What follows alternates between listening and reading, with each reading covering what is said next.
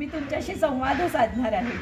तर हा पर्वकाळ आहे आणि ह्या पर्वकाळामध्ये रामाचं आणि समर्थांचं गुणवर्णन केलं तर आपल्याला त्यांच्यामध्ये ज्याचं आपल्या सानिध्य असतं त्या सानिध्यातले थोडे बहुत तरी गुण आपल्याला लाभतात आणि ते गुणांचा सागर आहेत आणि त्या सागरामधल्या आपल्याला थोडा तरी एक थेंबाचं जरी आपल्या आयुष्यामध्ये प्राप्त झालं तरी आपलं जीवनाचं सार्थक होईल असं मला वाटतं। आणि म्हणून श्री समर्थांची रामभक्ती या विषयावर मला जसं विचार माझ्या अल्पमतीला समजले आहेत आणि ज्याप्रमाणे सुचतंय तसं मी तुमच्यासमोर बोलणार आहे। मला माहिती आहे की माझं ज्ञान काही आघात नाही आहे, ज्ञानाला खूप अमर्याद असतं आणि प्रत्येकाच्या ठिकाणी ते काही ना काही अभ्यासानं प्रकट होत असतं।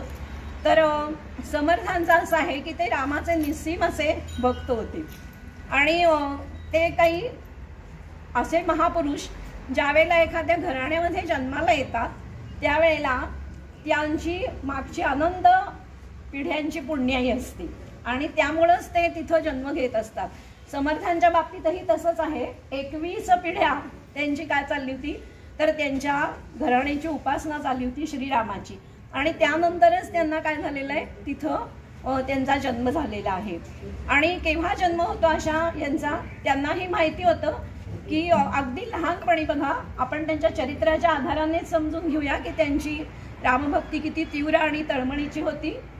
तर वयाच्या ते अगदी लहानपणी रामाचा पहिला अनुबंध जो आहे तो श्रीरामांचा जन्म आणि समर्थांचा जन्म हा एका दिवशीचा आहे, चैत्र नवमीचा।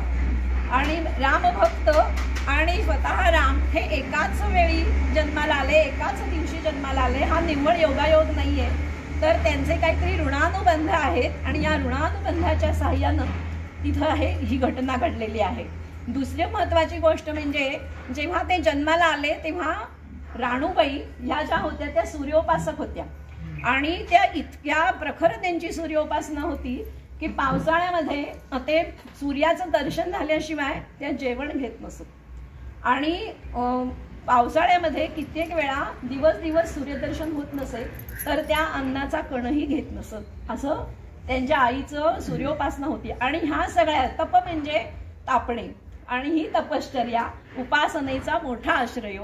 उपासने असं समर्थ म्हणतात तशीही त्यांच्यामधली उपासना या सगळ्याचा परिपाठ म्हणून समर्थांचा जन्म हा त्या ठोसर घराण्यामध्ये झालाय। नारायण ठोसर जाम या गावचे त्यांचा जन्म झालेला आहे ठोसर घराण्यामध्ये आणि त्याच घराण्यामध्ये त्यांचे बंधू जे होते मोठे ते देखील समर्थ रामभक्त होते। राम उपासना त्यांच्या घराण्यात चालूच होती। समर्थ लहानपणापासून असं म्हणतात की ते मारुती अवतार आहेत आणि त्यामुळं ते अतिशय हूड होते, व्रात्य होते आणि झाडावरनं एकदम डोहात उड्या टाकणं, त्याचबरोबर त्यांचे शिष्य म्हणजे त्यांचे जे मित्र होते ते कोणी लोहार होते, कोणी माळे होते, कोणी गवंडी होते, असे 7-8 त्यांचे मित्र आणि त्या मित्रांबरोबर ते सतत काय करत असत भटकत असत हे त्यानंतर आपले घोड्या करत असत आणि राणूबाईंना सळो की पळो करून सोडत असत। असाच एकदा लहानपणचा प्रसंग आहे, अगदी वयाच्या 5व्या वर्षीचा प्रसंग आहे त्यांच्या घटना। तर आपल्या सर्वांना ह्या सगळ्या गोष्टी माहीतच आहेत पण पाहिलेची पाहावे, ऐकलेची ऐकावे आणि वाचलेची वाचावे ह्या दृष्टीनं आपण चिंतन करत आहोत। तर तो मुलगा 12 वाजले दुपारचे तरी देखील घरी आला नाही।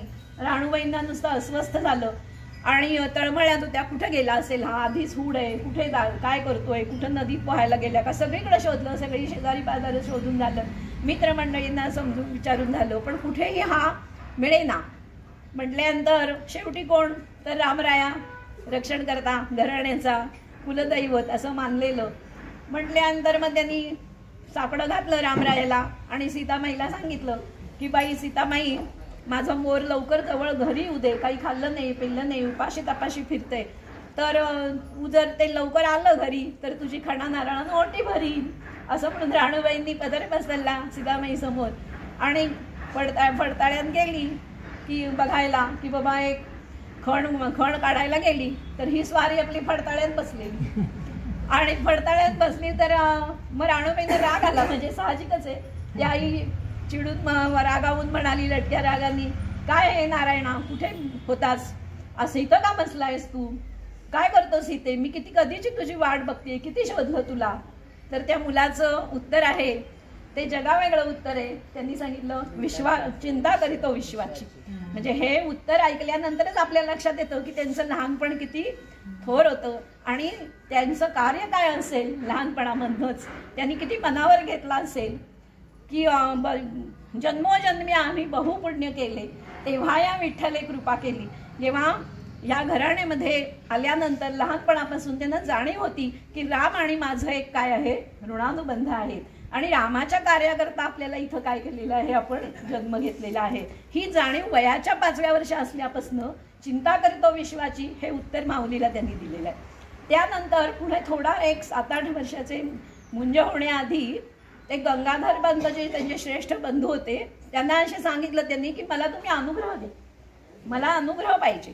तर एवढंसं लहान मूल अनुग्रह मागतंय म्हटल्यावर त्यांनी सांगितलं नाही, अजून तू लहान आहेस, तुला नियम पाळता येणार नाही, तुला जी उपासना करायची ती जमणार नाही. कदाचित त्यांनी शारीरिक वयावरून त्याचा अनुमान केला असेल, पण महापुरुषांच्या वयाची मोजपाटी ही वेगळी असते, ही त्यांना काही समजली नाही. आणि म्हणून मग त्यांनी हा एवढा भ्रात्यपणा खोडकरपणा बघून त्यावेळच्या काळानुसार राणूबाईंनी मुंज झाल्यानंतर एक 2-3 वर्षातच त्याचं लग्न ठरवलं. आणि नारायणा कुठे पळून जायचं नाही, आता तुझं लग्न ठरवणार आहे, तू उभा राहशील ना लग्नाला, भोल्यावर उभं राहशील ना. तर त्यांना एवढं सांगितलं, हो आई भोल्यावर उभं राहील. पण त्यांच्या मनामध्ये वेगळंच काहीतरी कटकारस्थान शिजत होतं असंच आपल्याला म्हणायला हवं.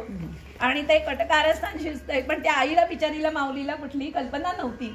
आणि ती कल्पना नसल्यामुळं तिनं काय केलं तर आपला मूल एकदा लग्नाची बेडी त्याच्या पायात अडकवली की तो काय होईल, मार्गाला लागेल, असं सर्वसामान्य आईच्या मताप्रमाणे तिचंही मत होतं. लग्नाचा सगळा गोंधळ चालू झाला. बाळ भोल्यावर उभं राहिला नारायण आणि सावधान म्हणतात क्षणी त्यानं जी धूम ठोकली. आणि अशी जी धूम ठोकलेली मला वाटतं हे नरवीर एकटेच असतील अख्ख्या जगामध्ये. यांच्यासारखा कुणीही नरवीर असं नाही की सगळे सावधान झाल्यावर बेसावध होतात. इथं मात्र ते सावधान झालेलं आहे. एवढंसं लहान मूल ते कुठं आलं तर गोदावरी संगमावर आलं. आणि तिथं आपल्याला असं लक्षात येतं की त्यांनी भरपूर 12 वर्ष तपश्चर्या केली आहे. ती काही थोडी नाही, कुणाच्याही हाताला लागले नाही. तर मांडवातल्या लोकांनी काही त्यांना हे केली नसेल का, शोधाशोध केली असेल, पण एवढं समूल ते कुणाच्याही हाती लागलं नाही. आल्यानंतर गोदावरी संगमावर काळारामाचं मंदिराचं म्हणजे काळारामाचं दर्शन घेतलं. आणि नंदिनीच्या काठावर त्यांनी 12 वर्ष सकाळी पहाटे उठावं, 3-4 तास पाण्यात उभं राहून तपश्चर्या करावी, नंतर 5 घरं माधुकरी मागावी. सगळ्यांनी केविलवाण्या नजरेनं बघावं की काय हे मूल केवढंसं लहान आहे, समजावून सांगण्याचा प्रयत्न करावा, पण ते कुणाचंही ऐकू नये. एकीकडे श्रीराम त्यांची कठोर परीक्षा घेत होते की आपण जेव्हा म्हणतो कुठेही जात असताना की पात्रता यावी लागते, तपश्चर्याने पात्रता येते, उपासनेने अतिशय कठीण अशा परिस्थितीमध्ये. मग त्यावेळेचं जरी एखादी व्यक्ती महापुरुष म्हणून पुढे कार्याने मोठी होत असेल, पण ह्या जीवात आल्या, जीव जेव्हा शिव होण्याच्या प्रक्रियेमध्ये त्या व्यक्तीला देहात लागणारे सर्व प्रकारच्या ज्या अवस्था आहेत त्या भोगाव्याच लागतात. म्हणजे त्यांनी ज्या उपासनेच्या जीवाची शिवाची गाठ होईपर्यंत त्या ज्या अवस्था आहेत त्या सगळ्या त्यांनाही सामान्य व्यक्तीप्रमाणे त्यातून जावं लागतं. तर कोणत्या अवस्था येत आहेत त्या, तर पहिली म्हणजे बद्ध अवस्था. ती बद्ध म्हणजे बांधलेलं असणं, भावनांनी किंवा कर्तृत्वानी. अनेक लोकांना आपण बंधनात असतो आणि त्या बंधनातून आपण शेवटपर्यंत सुटत नाही, ते बद्ध. त्यानंतर मुमुक्षू की ज्याला कळतं की मी बंधनात आहे आणि बंधन मला तोडता आली पाहिजे. ती त्यांना लहानपणी समजलं की मला बंधन तोडायचंय, मला विवाहात अडकायचं नाही, मला घर सोडलं, बघा दार सोडलं, आई वडील सोडले, गाव सोडलं आणि सगळ्याचा त्यांनी त्याग केला. आणि ते त्या गोदावरी काठी नंदिनी तीरावर काय करत होते तर त्यांनी ती हे केलेली आहे तपश्चर्या. आणि 12 वर्ष, 1 नाही 2 नाही, अनेक वेळा लोकांनी त्रास दिलेला आहे. त्याचबरोबर त्यांना समजून सांगण्याचा प्रयत्न केला तरी देखील काही फरक पडला नाही. आणि मग मात्र एवढी तपश्चर्या झाल्यानंतर पण त्या तपश्चर्याच्या काळामध्ये त्यांना करुणाष्टक जी त्यांची आहेत ती त्या काळात निर्माण झालेली आहे की कारण त्यांना एकीकडे काय झालेलं आहे, घर सोडलेलं, एकीकडे प्रभू रामचंद्राची एवढी कठोर तपश्चर्या चालू असून सुद्धा तो दर्शन देत नाहीये. तळमळ होत होती जीवाची, अरत्र ना परत्र. म्हणजे मी संसार सोडला, घर सोडलं, आणि तरी प्रभू रामचंद्र माझ्यावर प्रसन्न होत नाहीयेत. ही जी तळमळ होती, त्या तळमळीतून ती करुणाष्टक निर्माण झाली. अनुदिन अनुतापे तापलो रामराया, परमदिन दयाळा नीरसी मोहमाया. अचपळ मन माझे नावरे धावरी आवरिता, तुझं विनाशीण होतो धावरे धावता.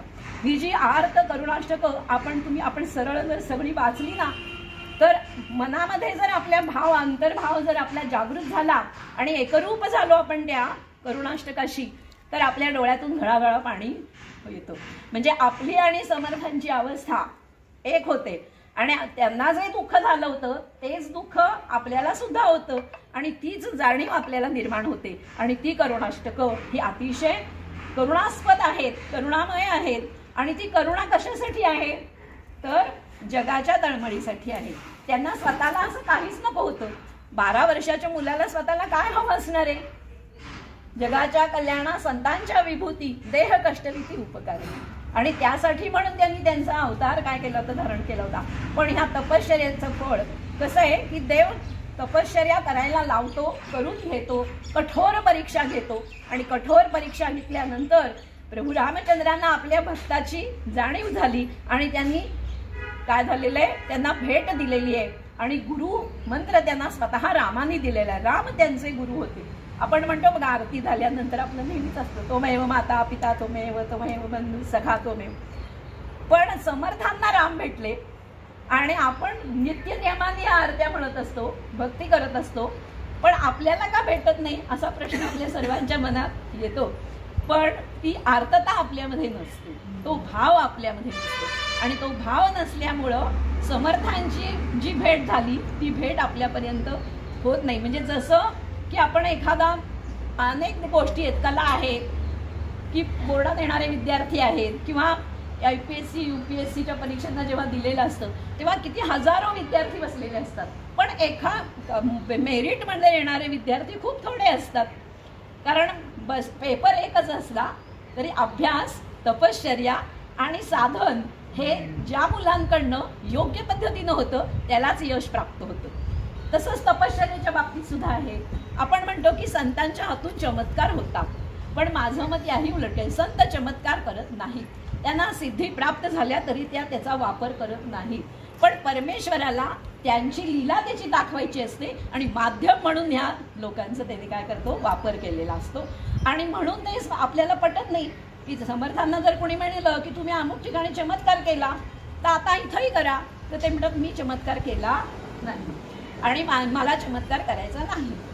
तपश्चर्या हाच मोठा काय आहे, मला जे मिळालंय, परमेश्वराची भेट झालेली आहे, रामाची भेट झाली आहे, हाच मोठा काय आहे, चमत्कार आहे. आणि या पलीकडे दुसरा कुठलाही चमत्कार नाहीये. पण आपण सर्वसामान्य लोक जे असतो ते कसे असतो, तर आपल्याला देव कशासाठी हवा असतो, तर आपल्या इच्छा, वासना, कामना, ज्या आपल्या गरजा या भागवण्यासाठी असतो. समर्थांची फार सुंदर ओवी पहा, कोणती, देव म्हणता काहीतरी देव, जनाचा लालची स्वभाव, देव म्हणता काहीतरी देव. म्हणजे समर्थांनी अगदी ते ना कडक शिक्षक आहेत बरं का, त्याशी मुळमुळी शिक्षक नाही आहेत. म्हणजे अगदी आपल्यातली वैगुण्य ओळखून ते आपल्याला काय करतात, अतिशय खाली आणतात जमिनीवर आणि सांगतात की तुम्ही कशासाठी देव भजताय, तर तुम्हाला काहीतरी हवंय. परमेश्वरही द्यायलाच बसलाय हो, तेव्हा दाता सर्व सुखाचा असं म्हटलंय, सर्व द्यायला बसलाय. पण बघा गोंदवलकर महाराजांचं प्रवचनातलं एक वाक्य खूप सुंदर आहे. कोणतं आहे, तर म्हणे एखाद्या राजाकडं एखाद्या भिकाऱ्यानं झोळी मागावी इतकी शुल्लक मागणी आपण परमेश्वराकडे करत असतो, आणि झोळी तर तो देतो, जे मागेल ते देतो. म्हणजे तुम्ही इष्ट अनिष्ट जे तुम्ही मागणार ते तो देतो.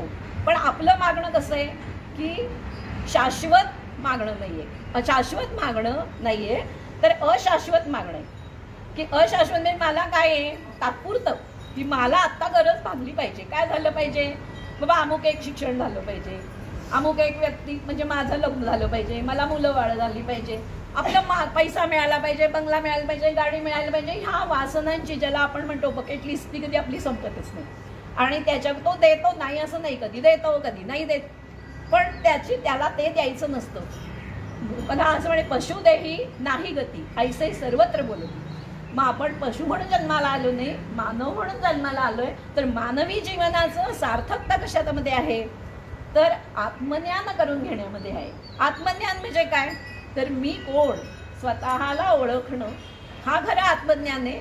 आणि महाराज असं म्हणतात की मी काय द्यायला बसलोय इथं, की ब्रह्मज्ञान द्यायला बसलोय, आत्मज्ञान द्यायला बसलोय.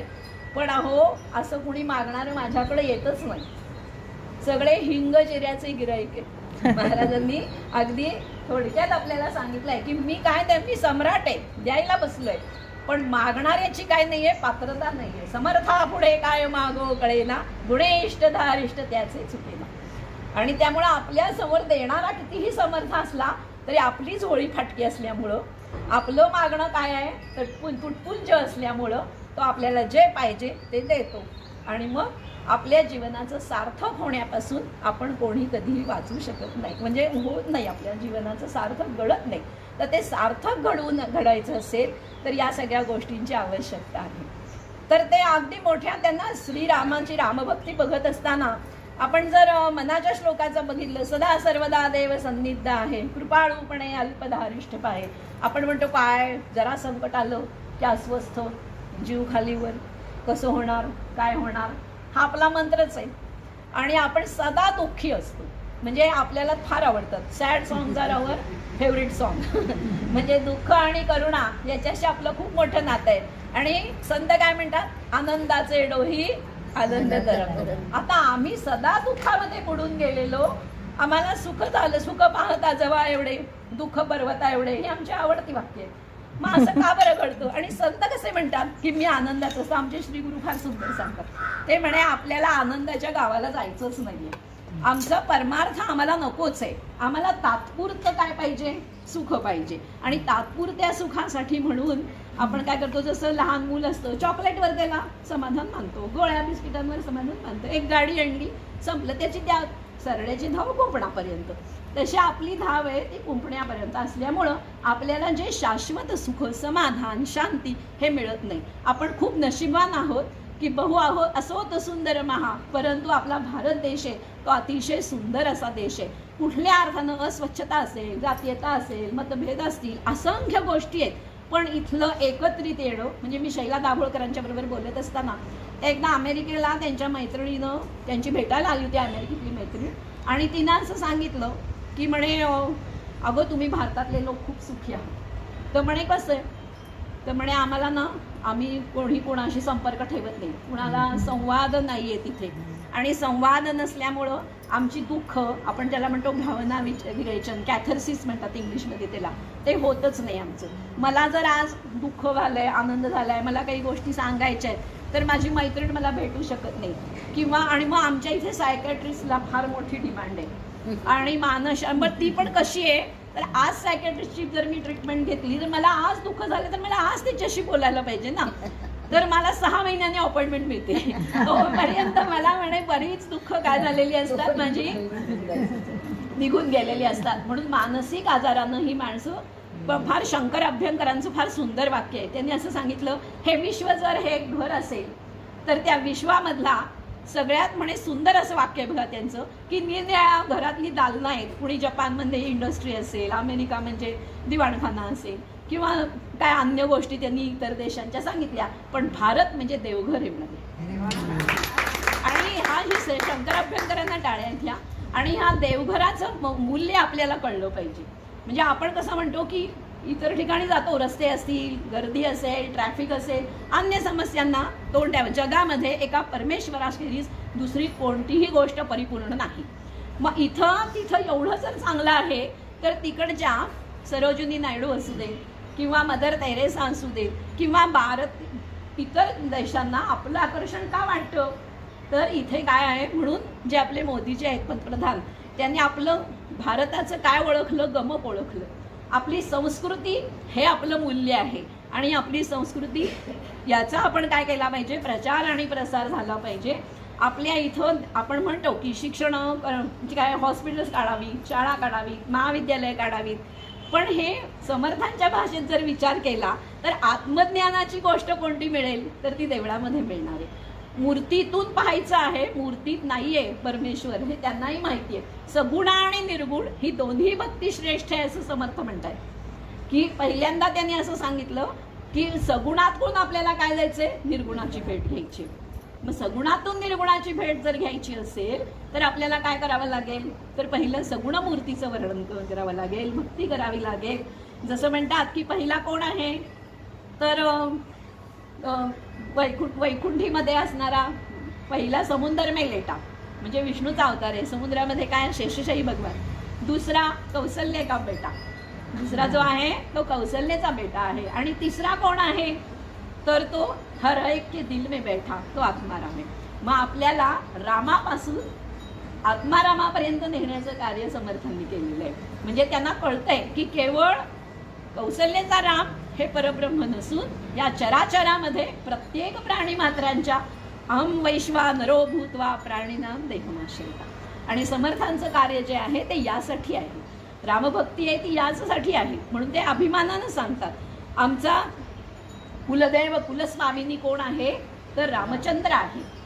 आणि त्या रामचंद्राची उपासना आणि त्या धर्माच्या कार्याकरिता रामाने आम्हा धाडले. आईसे मला कशासाठी दाखवलं इथं तर रामानं मला या कार्यासाठी इथं पाठवलेलं आहे की ज्याप्रमाणे राम काय करतो आहे माझ्याकडनं हे कार्य करून घेतो आहे. पुढे आपण पाहूया की त्यांना रामावर केवढा विश्वास होता. आपण मनाच्या श्लोकांचं बघूया. मनाच्या श्लोकांच्या ज्या रचना आहेत त्या कशा झाल्या आहेत तर त्या मागची पार्श्वभूमी समजून घेणं फार आवश्यक आहे बरं का. चाफळच्या रामाचा उत्सव जवळ आला होता आणि चाफळच्या रामाचा उत्सव जवळ आलेला असताना शिवाजी महाराज आणि त्यांचं नातं होतं ते दृढ होतं. गुरु शिष्याचं होतं, कोणी मानव न मानव पण त्यांचं होतं. आणि त्यांना रसद येत असे, शिदा येत असे चाफळच्या रामाला. पण काही गफलतीमुळं म्हणा काही व्यवस्थेमुळं त्या वर्षी काही उत्सव जवळ आला आणि शिधा काही आला नाही. मग आता काय करायचं. समर्थांना चिंता पडली. समर्थ म्हणजे त्यांचे शिष्य नव्हे कारण शिष्य म्हणजे समर्थ. त्यांची योग्यता एवढी त्यांची झालेली नव्हती. तर मग त्यांच्या लक्षात आलं अरे तुम्ही सगळे समर्थांचे शिष्य असताना रामाचे शिष्य असताना उपासना करत असताना तुम्ही एवढे चिंतातूर का दिसताय असा त्यांनी प्रश्न विचारला. असा प्रश्न विचारल्यावर समर्थांच्या पुढे बोलायची कोणाची टाकून अशी. तर ते एक जण आपलं घाबरेच त्यांनी सांगितलं की अहो म्हणले अजून चाफळच्या रामाचा उत्सव आलाय आणि अजूनही रसद आलेली नाहीये शिवाजी महाराज काय कसं करायचं. तर ते म्हणले उत्सव कोणाचा रामाचा. म्हणे राम करेल ना काळजी तुम्ही कशाला चिंता करता. एवढा विश्वास दृढ विश्वास होता त्यांचा. पण तरी देखील शिष्यांचं काही समाधान झालं. मग ते त्यांच्या लक्षात आलं. मग त्यांनी एक रात्री कल्याणाला बोलवून आणि एका रात्रीत 205 श्लोक लिहून काढलेले स्वामी सांगत होते समर्थ आणि कल्याण लिहून घेत होते. आणि ते लिहून घेतल्यानंतर दुसऱ्या दिवशी एक 4-8 दिवस मुदत होती तर त्यांनी कॉपी करायला सांगितली. त्यावेळी हस्तलिखित सगळ्या शिष्यांना त्या श्लोकांच्या कॉपी करायला सांगितलं. आणि मग म्हणले प्रत्येकाच्या दारासमोर जाऊन मोठ्या आवाजात म्हणाले हा श्लोक म्हणा. आणि मग जी काही भिक्षा मिळेल त्यातून रामाचा उत्सव साजरा होईल. समर्थ तिथं हे बघायला थांबले पण आणि दास डोंगरी राहतो उत्सव देवाचा पाहतो. म्हणजे ते तिथं अलिप्त होते. त्यांचं सगळं कार्यच काय होतं अजब असं होतं. आणि मग हे झाल्यानंतर त्यांनी काय केलं गणाधीश बघा आपण पहिला श्लोक पाहूया त्याच्या आधारे की त्यांची रामावरची निष्ठा कशी होते ते पहिल्या श्लोकातून आपल्याला पाहिजे. गणाधीश जो ईश सर्वा गुणांचा मुळारंभ आरंभ तो निर्गुणाचा नमो शारदा मूळ चत्वारी वाचा गमू पंथ आनंद या राघवाचा. म्हणजे ध्येय काय आहे राघवाचा प्रवास. आपण कुठे रमतो गणपती म्हटलं की चतुर्थी आली की गणपतीला, शिवरात्र आली की शंकराला महादेवाला. पण समर्थ आपल्या आराध्याला कधीही विसरत नाही. पहिल्याच श्लोकामधनं हे कळून येतं पहा की त्यांनी मंगलचरण करायचं आहे म्हणून मंगलचरणाला विसरले नाहीत. पण प्रवास कुठे जाणार आहे प्रवासाची सुरुवात काय आहे आणि शेवट काय आहे हे मात्र त्यांनी पक्क ध्यानात ठेवलेलं आहे. आणि त्यामुळं त्यांचं भरकटणं कधी झालं नाही, कारण ते रामाचेच दास होते. त्या रामाची भक्ती सांगायची, समर्थांची रामभक्ती सांगायची त्यांच्या नावातच येते, रामदास. त्यांनी स्वतःला दास म्हणवून घेतलेलं आहे. आणि ते स्वतः एवढंही म्हणतात की समर्थ कोण आहे तर श्रीराम आहेत. समर्थ केले, म्हणजे समर्थाने मला समर्थ केलेलं आहे, मी त्यांचा दासच आहे, अशी त्यांचं दास्य भक्तीचं उत्तम उदाहरण म्हणजे काय आहेत तर समर्थ आहेत. आणि त्यानंतर मनाचे श्लोक प्रत्येक घरासमोर काय झाले म्हटले गेले. आणि म्हटल्यानंतर काय झालं तर सगळीकडे गाड्या अन्न आलं, म्हणजे धान्य आलं. आणि तो उत्सव अतिशय उत्तम रीतीनं साजरा झाला हे सांगायची काही आवश्यकता नाहीच आहे. म्हणजे रामावर किती दृढ असली. 21 वर्षां ज्या वेळेला त्यांनी तपश्चर्या पूर्ण झाली, 12 वर्ष झाल्यानंतर मग त्यांनी काय केलं तर भारत भ्रमण सुरू केलं. मला सांगा, राम भेटल्यानंतर एखादं जीवनामध्ये आपल्या सुद्धा इप्सित साध्य झाल्यानंतर आपण आपल्या कोशात रमून जातो की आपल्याला काही गरज वाटत नाही, कोणाचीही गरज वाटत नाही. पण समर्थांचं तसं नव्हतं. तो आत्मानंद, ते मोक्ष स्वरूप, तो आनंद घन हा सगळ्यांना काय मिळाला पाहिजे. आणि मग त्यांनी ह्या भारत भ्रमणामध्ये त्यांनी काय केलं तर सर्व प्रकारचं समाजाचं निरीक्षण केलं. त्यावेळची परिस्थिती अतिशय भयानक होती बरं का. आपण खूप चांगल्या जीवन म्हणजे वर्णन ऐकल्यानंतर आपल्या अंगावर शहारे येतात. तर त्यांनी स्त्रियांचं वर्णन सांगितलेलं आहे. स्त्रिया लुटून म्हणजे लग्नातनं नवरीनं पळवूनच नेलं जात असे. 10-12 वर्षाचं लग्नाची मुलगी असे, 8-10 वर्षाची, तिला पळवून नेलं जात असे. मग त्यांनी काय म्हटले, किती ब्राह्मणी गुजरिणी भ्रष्ट विल्या, किती शांभवी जाहजी फाकविल्या, किती सुंदरा हाल होऊन नेल्या. असं समर्थांचं वर्णन आहे. त्यांनी हे स्वतः बघितलेलं आहे, निरीक्षण केलेलं आहे. हा त्यांनी दासबोधामध्ये सांगितलंय की हा माझं काही कलात्मक किंवा कलेचा आविष्कार असलेला ग्रंथ नाहीये, तर हा जो ग्रंथ आहे तो माझी मुख्य प्रचिती, मला स्वतःला अनुभव आलेला आहे. आपण कसं म्हणतो अनुभवाचं ज्ञान हे सगळ्यात मोठं ज्ञान आहे. रामाची भेट होणं हा ज्ञान आहे. आणि आत्मज्ञान कोण आहे, आत्मा कोण आहे, आत्माराम म्हणजे काय ह्याची त्यांना जाणीव झालेली आहे. तर ही जे समर्थांचं वैशिष्ट्यपूर्ण कार्य त्याच्यानंतर मग त्यांची कोणाशी भेट झाली आणि समाजाची ही परिस्थिती बघितल्यानंतर नसे अंधराया नसे पांघराया वृथाशीण संसार कधी तिरडाया, लेकुरे उदंड झाली तरी तो लक्ष्मी निघून गेली. अशा प्रकारची जी आत्ता सुद्धा ही परिस्थिती आपल्याला जाणवते ती त्या काळामध्ये त्यांनी सांगितले. महापुरुष द्रष्टे असतात आणि त्याप्रमाणे समर्थ द्रष्टे होते. आणि केवळ त्यांनी पहा केवढे कुशल संघटक होते. आज तुमच्या महिला मंडळाच्या कुशल संघटक आहेत म्हणून आपण सगळ्याजणी एकत्र जमलेल्या आहोत आणि आपल्याला चांगल्या चांगल्या कलागुणांचा आपल्याला वाव मिळतो. तसं समर्थांनी 1100 मठांची स्थापना केली. त्या 1100 मठांमध्ये त्यांनी काय केलं असेल तर त्यावेळच्या समाजाला जागृती निर्माण करण्याचं काम केलंय. इकडं शिवाजी महाराजांचं काम बघा, एकामागे एक पूरक असे एकाच युगामध्ये जन्माला आलेली ही माणसं आहेत. तर इकडं शिवाजी महाराजांनी स्वराज्य स्थापनेला सुरुवात केली होती. त्यांचं वय वर्ष 16 आणि समर्थांचं वय वर्ष साधारण 25-26च्या 30 दरम्यान असेल. आणि त्यावेळेला त्यांच्या लक्षात आलं की हा स्वराज्य स्थापनेसाठी आपलं मोठं योगदान असलं पाहिजे. आणि समाजाची परिस्थिती इतकी कशी होती, 4-5 शाही काय करत होत्या, राज्य करत होत्या. मराठ्यांच्या मध्ये काय होतं, सामर्थ्य होतं, बळ होतं, शक्ती होती. पण ते सामर्थ्य, बळ आणि शक्ती कुठं होते, ते लाचार होते, ते परावलंबी होते. त्यांना कळत नव्हतं की आपण कोणासाठी लढतो आहोत. त्यांचा एक आदिलशाह असतील, औरंगजेब असेल, कुतुबशाह असेल, एकमेकांच्या साठी ते काय करत होते, लढत होते आणि आपल्याच जीवलगांचे प्राण घेत होते. मला वाटते जिजाबाई यासाठीच अस्वस्थ झाल्या होत्या. त्यांचा सख्खा भाऊ मारला गेला होता, शहाजीराजांचा भाऊ मारला गेला होता, हत्तीच्या बळी दिलेलं होतं. आपण मला वाटते शिवाजी बम पुरंदर यांचं शिवछत्रपती पुस्तक वाचलं असेल, ते सगळं वर्णन त्याच्यामध्ये येतं.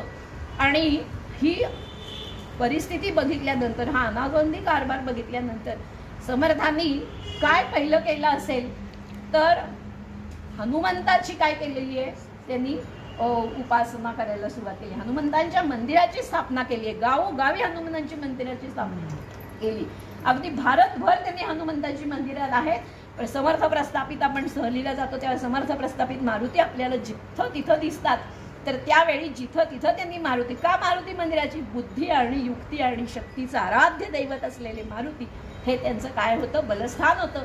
आणि तरुणांना त्यांनी आपल्या काय केलेले आपण त्यांनी काही नुसता परमार्थ केले नाही. श्रीराम जय राम जय राम तर म्हणलेला नाही. केवळ भजन कीर्तन यासाठी आपल्या तरुणाचा उपयोग तरुणाईचा उपयोग केला नाही. तर शिवाजी महाराजांना पुरावे त्याचे शिवाजी महाराजांना सैन्य तरुण लोकांची फळी निर्माण करण्याचं सामर्थ्य या महापुरुषानं केलेलं आहे. त्यांनी काय केलेलं आहे तिथं पुरवलेली आहे कच्चा माल जो असतो सैन्यासाठी तो या मुलांना आणि अतिशय उत्तम अशी व्यवस्थापन ते ह्याच्यामध्ये होतं. कशामध्ये तर मठांमध्ये असे कडक शिस्त असे उपासना असे आणि त्याचबरोबर स्वतः ते उपासनेच्या काळामध्ये समर्थांनी 1200 सूर्यनमस्कार रोज घालत होते. म्हणजे सगळ्या गोष्टी ह्या आधी केले मग सांगितले अशा प्रमाणेच होते. आपण म्हणतो ना बोले तैसा चाले त्याची बदलावी पावले. आपल्या शब्दांना किंमत का मिळत नाही तर आपलं वर्तन एक असतं आणि बोलणं आणि कृती ह्याच्यामध्ये काय असते तफावत होते. कारण आपल्यामध्ये अनेक गोष्टींचे दृढ निश्चय तो दृढ निश्चय कमी पडतो आणि त्यामुळं आपल्याला शब्दाला किंमत महत्त्व प्राप्त होत नाही. पण समर्थांनी या प्रकारे कार्य केलेलं आहे. आणि त्यानंतर त्यांनी काय सांगितलं परमार्थाचं देखील त्यांनी तेवढाच हे केलेलं आहे. ह्या दासबोध ग्रंथामध्ये काय नाहीये सर्व प्रकारचं त्यांनी ज्ञान दिलेलं आहे. समाजकारण आहे राजकारण आहे धर्म आहे नीती आहे मूल्य आहे अगदी मूर्खांची लक्षणं आहेत अविद्या आहे माया आहे. मूर्खांची लक्षणं ते इतकं नम्रपणे सांगतात. कधी नम्र होतात कधी कडक होतात. जशी एखादी माऊली आहे ना मला तर ना तो दासबोध वाचत असताना समर्थ अनेक भूमिकेमध्ये भेटतात. कधी गुरूंच्या भूमिकेमध्ये भेटतात कधी प्रेमळ माऊलीच्या भूमिकेमध्ये भेटतात. इतके कोमल होतात आणि कधी कधी तर ते बोलतात संवाद करतात आपल्याला ओव्यांमधून आणि ते आपली जवळीक साधतात.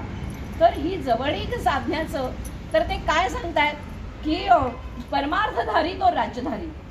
हा एका वैराग्य त्याग आणि याचं सामर्थ्य काय आहे. भारताचं सामर्थ्य भारताचं जे काही महत्व आहे ते त्यागामध्ये. आपली संस्कृती त्यागावर अवलंबून आहे आणि भोगावर अवलंबून नाहीये. भोग भोगू नये असं नाही. संसार करावा नेटका बरी विवेक घ्यावा परमार्था. म्हणजे काय त्यांनी काय सांगितलंय आपण आपला प्रॉब्लेम असा होतो खूप छान ते डॉक्टर काका म्हणतात आपला नेटका संसार न होता तर काय होतो तर नेटानं करतो म्हणजे आपण आपला संसार नेटानं करतो संपतच नाही आपला. आपल्या वासना कुठे थांबावं हे आपल्याला कळत नाही की ते आपल्या जीवनाचं सार्थकता काय आहे ही आपल्या लक्षात येत नाही. आणि त्यामुळं समर्थान इतकी रामाची भक्ती आपल्यातनं होत नाही. मन चंचलप्रमाणे धावत जातं आणि नको त्या विषयांमध्ये अडकतो नको त्या भावनांमध्ये आपण गुरफटत जातो आणि त्यामुळं राम राहतो बाजूला आणि नको त्या गोष्टीत आपल्या मनामध्ये काय होतात सतत घोळत राहतात. ही समर्थांची रामभक्ती आहे ती कशी आहे निस्सीम आहे. निस्सीम आहे की तू आणि मी एकच आहे. कोणापुढे म्हणजे इतकं सुंदर आहे पहा रोखठोक सांगतात ते. भक्त म्हणजे काय त्यांनी ओवीमध्ये सांगितले भक्त म्हणजे काय विभक्त नाही तो भक्त की तू आणि मी वेगळा आहे असं नाही. तो आपण म्हणतो मी भक्त आहे मारुतीचं अमक्याचं भक्त आहे. मी आहे म्हणजे तो वेगळा आहे. द्वैत आलं जिथं द्वैत आलं तिथं तो भक्त नव्हे. भक्त म्हणजे विभक्त नव्हे. एकाच वाक्यात सांगितलं बघा भक्त म्हणजे विभक्त नव्हे. तर जो तुम्ही विभक्त नाही तू आणि मी एकच आहोत हे जोपर्यंत घडत नाही तोपर्यंत ज्याला आपण म्हणतो की ती आत्मनिवेदन की मी आणि तू वेगळा नाही हे कोणाच्या रूपानं कळतं सद्गुरूंच्या साह्यानं कळतं. सद्गुरू कोण आहे तर त्याचे रामचंद्र हे काय आहेत सद्गुरू आहेत हे आपण इथं समजून घेतलं पाहिजे. आणि त्यानंतर तिसरी जी त्यांची रचना आहे ती आत्मारामाची आहे. आपण चरित्र आणि त्यांच्या रचना या दृष्टीनं थोडक्यात खूप त्यांचं वाङ्मय बोलावं तेवढं थोडं आहे. अतिशय अफाट आहे असं नभासारिके रूप या राघवाचे मनी चिंतता मूळ तुटे भवाचे असं सांगतायत. ते केवळ दाशरथी रामाला ते राम म्हणत नाहीयेत तर प्रत्येकाच्या हृदयामध्ये असणाऱ्या विराजमान राहणाऱ्या आत्मारामाला आत्माराम म्हणतायत. आणि तो आत्माराम तुमच्या प्रत्येकाकडे आहे असं त्यांना कळवळून सांगायचंय. आणि तो प्राप्त करून घेणं हे तुमच्या नरदेहाचं सार्थक होण्याचं काय आहे जीवनाचं सार्थक आहे. यामध्ये तुमचं सार्थक आहे. नाहीतर पुनरपि जननम पुनरपि मरणम भज गोविंदम मूढ मते शंकराचार्यांनी तेच सांगितलं की अरे बाबा जीवा, तू शिवापर्यंत जोपर्यंत पोहोचत नाहीस तोपर्यंत तुझा हा प्रवास काय होऊ शकत नाही, थांबू शकत नाही. आणि हा प्रवास जर आपल्या तुला थांबवायचा असेल तर तुला काय करावं लागेल, एकरूप व्हावं लागेल. त्यासाठी नवविधा भक्तींचा अभ्यास करावा. भजन, श्रवणम, वचनम, कीर्तनम या नवविधा भक्तीतून एका भक्तीची जरी आपण काय केली, उपासना केली, शबरीने एका भक्तीची केली, पादसेवनामध्ये दास्य भक्ती मारुतीने केली. प्रत्येक भक्तीचा एक एक आपल्या समोर आदर्श आहे. समर्थ आणि मारुती हे दास्य भक्तीचे काय आहेत, आदर्श आहेत. दास कसा असायला हवा, किती विनम्र असायला पाहिजे. बरं, तो विनम्र म्हणजे लाचार नव्हे, तो बुद्धिमान असला पाहिजे.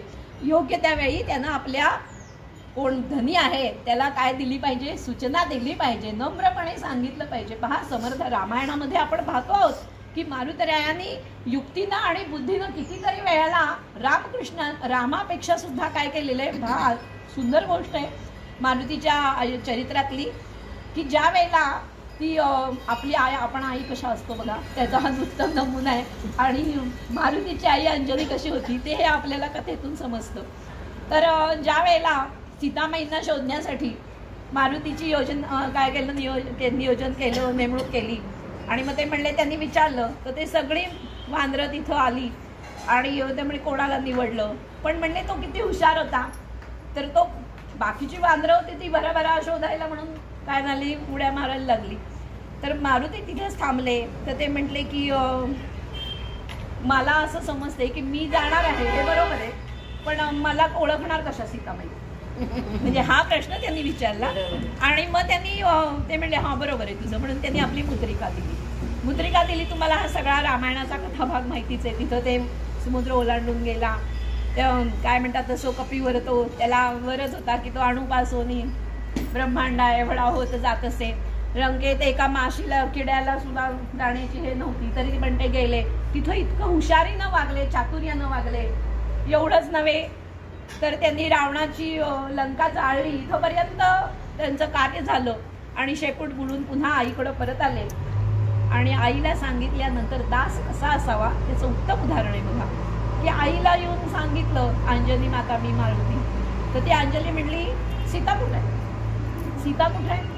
तर ते म्हणे अहो ती कशी माझ्या बरोबर येणार. मी तिला म्हटलं, पण ती म्हटली की माझ्या रामाच्या पराक्रमावर मग आज येईल ना, म्हणजे माझ्या रामाच्या पराक्रमानंच मी येईन अयोध्येमध्ये किंवा ह्याच्यामध्ये, मी तुझ्यावर. तिनं खाडकन एक मुस्कळत दिली, असा तो प्रसंग आहे बघा. एवढा पराक्रम केल्यानंतर सुद्धा ती आई समाधानी नाहीये. म्हणजे आज आपल्याला हे शिकण्यासारखी गोष्ट आहे की आपण थोड्याशा गोष्टी झाल्या की मुलांचं काय करतो, कौतुक करतो. काय म्हणतात, माझी आजी खूप छान एक म्हण वापरायची, काय 12 वर्षांनी उचलला करा, आई म्हणते माझा पुसवा बरा. मग अशी असं म्हणजे आपलं मूल हे आईला कितीही कसं असलं तरी प्रिय असलं तरी देखील तिला योग्य जडणघडण घडवणं हे आईचंच काम आहे. आणि ह्या अंजनी मातेच्या गोष्टीतून आपल्याला हे समजतं. आणि मारुतीचे अवतारच आहेत श्री समर्थ. आणि पुढं हे सगळं झाल्यानंतर त्यांनी आत्माराम ग्रंथाची रचना कशासाठी केली, तर सर्वसामान्य माणसांना कौसल्याचा राम किंवा दाशरथी राम हाच राम असावा असं वाटू नये यासाठी तिथं सुद्धा गुरु शिष्यांचा संवादच आहे. त्या आत्मारामामध्ये नेमकं काय केलं बघा. आत्माराम पहिल्यांदा ते काय सांगतात की मला जर तुम्हाला शोधायचं असेल, मी गेलेलो नाही. ही महापुरुष देहानी काय होतात, निघून जातात, पण आत्मस्वरूपाने आत्मतत्वाने ते आपल्या बरोबरच असतात. आत्माराम दासबोध शुद्ध माझे स्वरूप. मला जर भेटायचं असेल तर तुम्ही दासबोध आणि आत्मारामांच्या मध्ये माझी तुम्हाला भेट होईल. मग पहिल्यांदा आत्माराम म्हटले बघा त्यांनी. आत्माराम का म्हटलंय, तर पूर्ण दासबोध जो आहे त्याच्यामध्ये सृष्टी रचना आहे, निरनिळ्या भक्ती आहेत, त्यानंतर अविद्या आहे, त्रिविध ताप आहे, आणि अशा अनेक प्रकारच्या ओव्यांनी गुरु शिष्यांचा संवाद झाल्यानंतर त्यांच्या असं लक्षात आलं की शिष्याचं काय झालेलं नाहीये, समाधान झालेलं नाहीये. त्याला जे मला द्यायचे ते काही त्याला मिळालेलं नाहीये. म्हणून ते म्हणले मला आशंका उरलेली आहे की तुला जे काही प्राप्त व्हायचे ते म्हणला हो स्वामी. तर म्हणे मग तू मला काय केलं पाहिजे. त्याग निरूपण आहे बघा तिथं. त्या त्याग निरूपणामध्ये सांगितलंय की अरे तुला जोपर्यंत तू माझं सर्वस्व देत नाहीस तोपर्यंत तू काय होऊ शकत नाहीस, तुला आत्माराम मिळणार नाही, तुला परमेश्वर मिळणार नाही, तुला सायोज्य मुक्ती मिळणार नाही. तर मग ते म्हणले मग स्वामी मी सगळं तुम्हाला दिलं. तर ते म्हणले अरे मी दिलं असं म्हणायला तुला लाज वाटत नाही का? शिष्यांना असा प्रश्न विचारलेला आहे शिष्याला समर्थांनी. तर म्हणे मग काय करावं स्वामी, तुम्ही एकीकडे म्हणता मला सगळं द्या आणि मी सगळं दिल्यानंतर असं म्हणता की तुला लाज वाटत नाही का, मला नीट उलगडून सांगा. तर त्यात त्यांनी सांगितलं अरे तू सगळं दिलंस पण कोणी दिलं असं म्हणतोस. तर म्हणले मी. तर म्हणे अरे तेवढा मी बाजूला कर, मी दे, बाकी काही नाही दिलंस तरी चालेल. समर्थ गोंदवलेकरांच्या याच्यामध्ये तेच आहे की मनुष्य आपलं एक वेळ भावनेच्या भरामध्ये म्हणा किंवा दानशूरतेच्या अभिमानानं म्हणा सगळं देऊन टाकेल पण मी देणार नाही. समर्थांनी आत्मारामामध्ये शिष्याला तेच सांगितलंय. असं सांगितलंय की बाबा रे मी तुला सगळं दिलं असं जर आहे तर तू मला बाकी काही देऊ नको. मला तुझ्याकडचं घेऊन तरी काय करायचंय, मी फकीर माणूस आहे, मला काहीही नकोय, पण तुझ्यातला ज्ञान आणि जी तुझा मी पण आहे अहंकार आहे तो गेल्याशिवाय तुला मुक्ती मिळणार नाही. अशी मला काय अशी आत्मारामाचं स्वरूप आहे. म्हणून ते पहिल्यांदा त्यांनी सांगितलं. आणि केवळ त्याच्यामध्ये काय आहे तर अध्यात्म आहे. केवळ आत्माराम कसा आपल्याला प्रसन्न होईल. मला त्या आत्माराम मुक्ता मी तुम्हाला मुद्दाम आवर्जून सांगते, यूट्यूबवर आमच्या गुरुभगिनी आहेत की मुक्ता वाळवेकर म्हणून, त्यांनी आत्मारामावर अतिशय सुंदर पद्धतीनं व्याख्यानं दिलेली आहेत. 25 भागामध्ये आहेत. ती ऐकल्यानंतर आपण मला एकदा मी बेलसरे यांचा आत्माराम वाचला होता पण मला काही तो कळला नाही. आत्माराम ही अतिशय कठीण अशी त्यांची ही आहे हो आणि अवघड आहे ते. तर म्हणजे भाषा म्हणण्यापेक्षा काय आहे ते तत्वज्ञान आहे, ते जड तत्वज्ञान आहे. दासबोधामध्ये आपल्याला हे सगळ्या ओव्या सामाजिक राजकीय सगळ्या प्रकारचं सामाजिक वर्णन येतं. बुद्धी समजण्यासारख्या ओव्या आहेत. जे समजून कृती देणं अवघड आहे पण तरी देखील समजण्यासारख्या ओव्या आहेत. पण आत्माराम मात्र वाचून आपल्याला समजत नाही. म्हणून मुक्ता वाळवेकर हे यूट्यूबवर ते आहेत. मला वाटते त्या इंजिनियर आहेत, दोघं नवरा बायको, तरुणच आहेत, चांगले 35-40च आहेत. तर त्यांनी अतिशय सुंदर असं विवरण केलेलं आहे. आणि कठोपनिषद पण त्यांचं आहे, आमच्या श्री गुरूंच्याच त्या आहे. त्यांनी जे 8-9 शिष्य त्यांचे नेमलेले आहेत उत्तराधिकारी, त्यात त्यांचं मुक्ता वाळवेकर आणि प्रबोध वाळवेकर या दोघांचं पण नाव येतं. जसं अलकाताई आपल्या इथं आल्या होत्या बघा, त्यांचं भागवत झालेलं त्याला अलकाताई मुतालिक, त्या देखील त्यांच्या ह्याच्यामध्ये आहेत. 9 शिष्य आहेत त्यांच्यामध्ये मुख्य की आपल्यानंतर ते आता 90 वर्षाचे आहेत आमचे श्रीगुरू आहेत ते. तर डॉक्टर देशमुख म्हणून ते व्यवसायानं डॉक्टर असले तरी देखील पूर्ण समर्थ अभ्यासाचे वाङ्मयाचे अभ्यासक आहेत. माझ्या सुदैवानं म्हणा किंवा आवडीमुळं मला त्यांची भेट झाली आणि अनुग्रही मिळाला. आणि त्यामुळं त्यांच्या सांगण्यानुसार किंवा माधुरीताई जोशींच्या आग्रहानुसार मी ह्या ऑनलाईन दासबोधाच्या याच्यामध्ये अभ्यास करून बोलत असते. किंवा ते म्हणाले आता हळूहळू तुमच्या भगिनी मंडळामध्ये म्हणा किंवा म्हणा जिथं तुम्हाला बोलावणे येईल तिथं तुम्ही तुमचे विचार मांडत जा. तुमची सांगण्याची पद्धत चांगली आहे, तुम्ही शिक्षक आहात आणि तुम्ही अभ्यास केल्यानंतर चांगल्या पद्धतीनं बोलू शकता, तर हे काम तुम्ही करा. तर त्यांच्या आज्ञेनुसार मी हे काम करते. मला वाटतं आपण बरंच वेळ बोलतो आहोत आणि तुम्हाला ज्या पद्धतीनं सोप्या शब्दात जसं मला माझ्या अल्पबुद्धीला समजेल असं मी सांगण्याचा प्रयत्न केला. आपण सर्वांनी गोड मानून घ्यावं आणि आपण श्रीराम जयराम हा जप करूया थोडा वेळ, 1-5 मिनिटं, म्हणजे समर्थांना आणि रामापर्यंत आपले विचार पोचतील. जय जय रघुवीर समर्थ. श्रीराम जय राम जय जय राम. श्रीराम जय राम जय जय राम. श्रीराम जय राम जय जय राम. श्रीराम जय राम जय जय राम. श्रीराम जय राम जय जय राम. श्रीराम जय राम जय जय राम. श्रीराम जय राम जय जय राम. श्रीराम जय राम जय जय राम. श्रीराम जय राम जय जय राम. श्रीराम जय राम जय जय राम. श्रीराम जय राम जय जय राम. श्रीराम जय राम जय जय राम. जानकी जीवन स्मरण जय जय राम. कल्याण.